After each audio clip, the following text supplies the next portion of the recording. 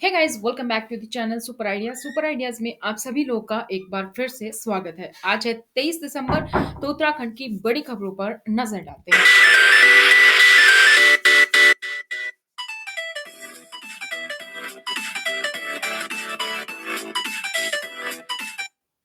अगर आप लोगों ने अभी तक इस चैनल को सब्सक्राइब नहीं किया है तो चैनल को सब्सक्राइब करें, क्योंकि अभी समय है उत्तराखंड लाइव न्यूज का और ये न्यूज आप लोग के लिए आती है हर रोज सुबह 7 बजे।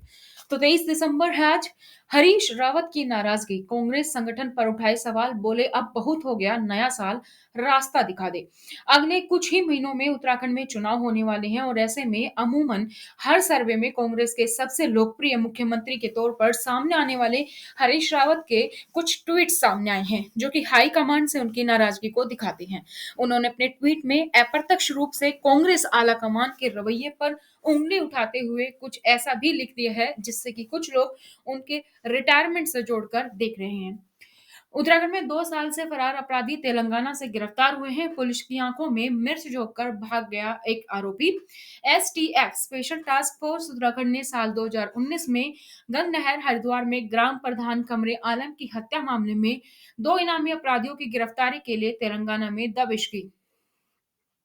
एक इनामी अपराधी को पुलिस ने मुठभेड़ के दौरान गिरफ्तार करने में सफलता पाई है। मुजफ्फरनगर का शातिर अपराधी वसीम पुत्र ननुआ निवासी किदवई नगर खालापार और समा परवीन पत्नी वसीम हत्या के आरोप में मामले में आरोपी हैं और 2 साल से फरार थे। दोनों हैदराबाद के सुलेमान नगर के इलाके में रह रहे थे। ओमिक्रॉन संक्रमितों के साथ फ्लाइट में आए 3 लोग पहुंचे उत्तराखंड। ओमिक्रॉन संक्रमितों के संपर्क में आने वाले बुजुर्ग दंपति के कोरोना संक्रमित पाए जाने से स्वास्थ्य विभाग की टीमों ने 3 ऐसे लोगों को चिन्हित किया है जो अमेरिका से उस विमान से देहरादून, विकासनगर और ऋषिकेश पहुंचे हैं, जिसमें कई ओमिक्रॉन संक्रमित यात्रियों ने सफर किया। फिलहाल ऐसे युवकों को चिन्हित करने के साथ ही उनके सैंपल लिए गए हैं और उन्हें जीनोम सिक्वेंसिंग के लिए भेजा भी गया है।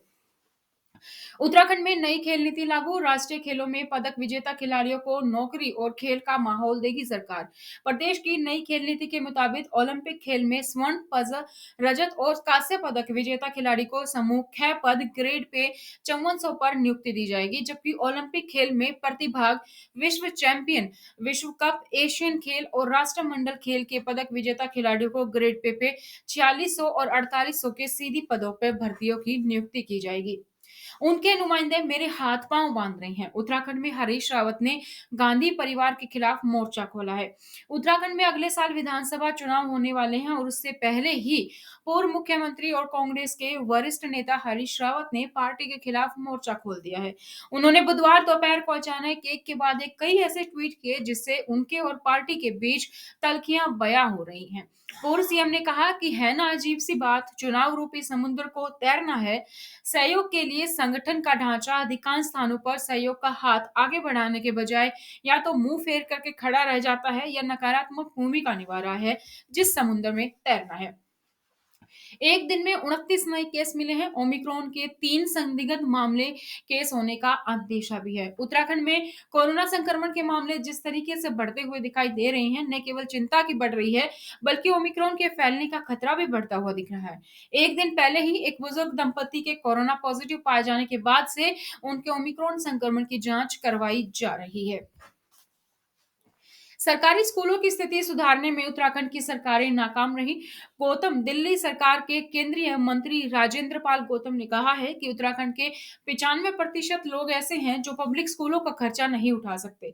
सरकारी स्कूलों की हालत खस्ता है और यह लगातार बंद हो रहे हैं। तो प्रदेश की सरकारों ने सरकारी स्कूलों को मजदूर निर्माण की फैक्ट्री बना दिया है। गौतम बुधवार को मुरादाबाद रोड स्थित एक होटल में पत्रकारों से वार्ता कर रहे थे।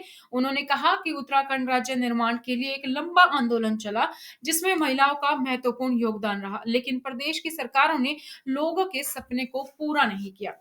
पूर्व आईएएस डॉक्टर राकेश कुमार को उत्तराखंड लोक सेवा का अध्यक्ष बनाया गया है। ये 1992 बैच उत्तराखंड कैडर के आईएएस थे।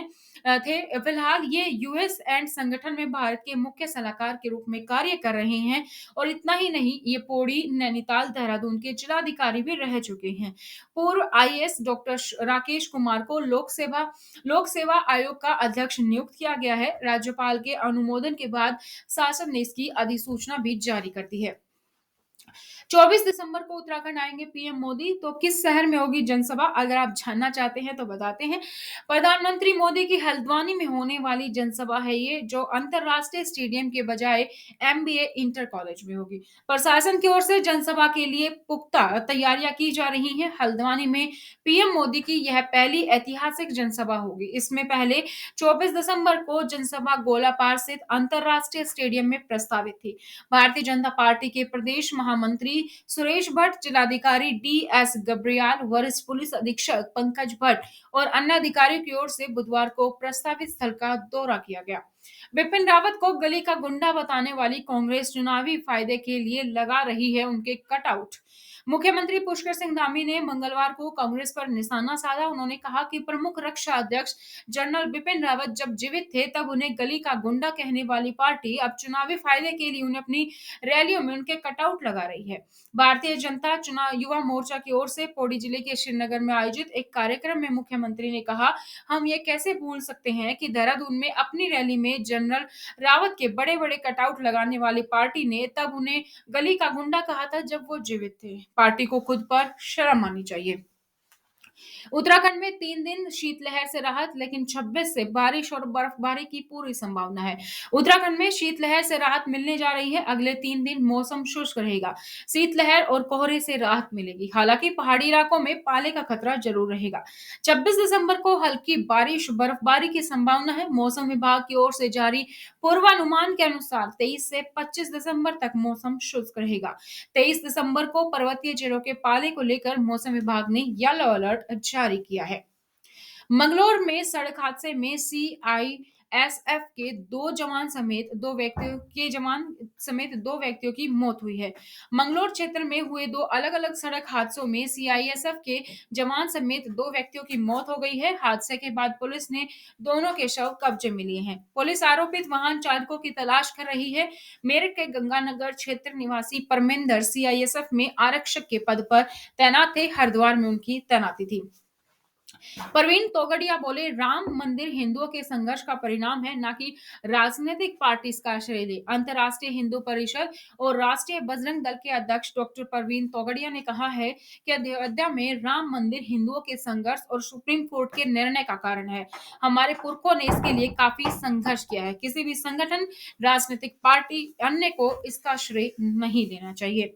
महंगाई भत्ते में 3 से 12% की बढ़ोतरी की गई है। जनवरी की सैलरी में बढ़कर आएगा पैसा। उत्तर प्रदेश में सरकारी कर्मचारियों को विधानसभा चुनाव से पहले बड़ा तोहफा दिया है। राज्य सरकार ने उनके वेतन में बढ़ोतरी करने का ऐलान किया है। यह बढ़ोतरी उनके महंगाई भत्ते यानी कि डियरेंस अलाउंस डीए में इजाफे के रूप में उनको मिलने वाली है। उत्तराखंड के पूर्व मुख्यमंत्री तीरथ सिंह रावत बोले, हरीश रावत ने पंजाब से कुछ सीखा है, उन्हें आराम करना चाहिए। उत्तराखंड के पूर्व मुख्यमंत्री गढ़वाल सांसद तीरथ सिंह रावत ने कहा कि हरीश रावत एक वरिष्ठ कांग्रेसी नेता है। वह जो कुछ भी कहते हैं उसमें कुछ ना कुछ सार जरूर होता है। उनका बयान उनके दर्द को दर्शाता है। जब वे कहते हैं कि उनकी पार्टी के लोग उन्हें दबाने की कोशिश कर रहे हैं, जो पार्टी बरकरार नहीं रह सकती, वह चुनाव कैसे लड़ेगी? इसमें बीजेपी को फायदा होगा। उन्होंने कहा कि ऐसा लगता है कि हरीश रावत ने पंजाब की हालात से कुछ सीखा है। जिस तरीके से वो अपना दर्द व्यक्त कर रहे हैं, मुझे लगता है कि उन्हें थोड़ा आराम करना चाहिए। ये थे दोस्तों उत्तराखंड से जुड़ी हुई कुछ खबरें। इसी तरीके से हर खबर पाने के लिए चैनल को सब्सक्राइब करें और बेल आइकन को प्रेस कर लीजिए। साथ ही वीडियो को लाइक और शेयर करना ना भूलें।